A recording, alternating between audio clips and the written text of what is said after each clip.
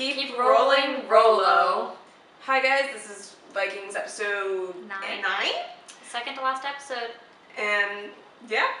Introduce her. I'm Devorah, video producer. And I'm Abby Murphy, photo editor. And I'm not really quite sure what happened this episode. It was interesting because it kind of switched with the dynamic we're used to with Vikings, where it ends with the battle scene and it started with one.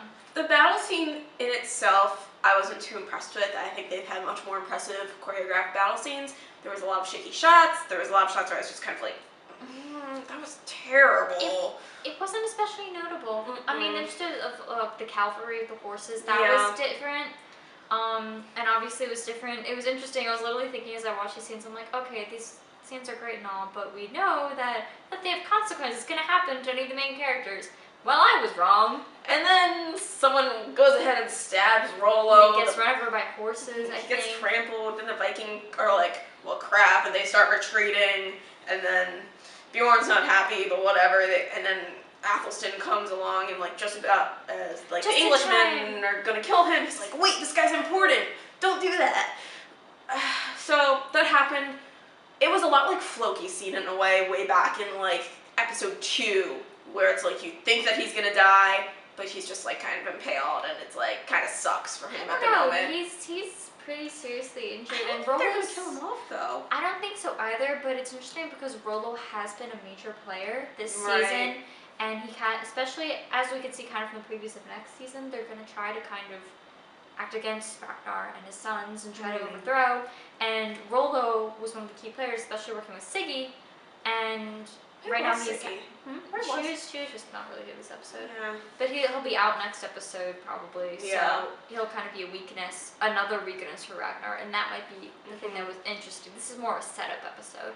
Yeah, so it wasn't a bad episode, I think. I thought they handled their plot lines really well. Yeah. It seemed all pretty coherent, especially now that the Englishmen and the Vikings are now like together. More or less. There was this one really awkward bat scene that I just kind of laughed at. There were a lot of obese, older white men, and I was like, why? I just don't get the bat scenes personally. I've never really gotten the appeal of them. I know there's some blatant homosexuality going on in there, just like everything else. That might just be our classes talking. But yeah, it was just really weird. Also, it looks like King Edgebarth has aged like 20 years.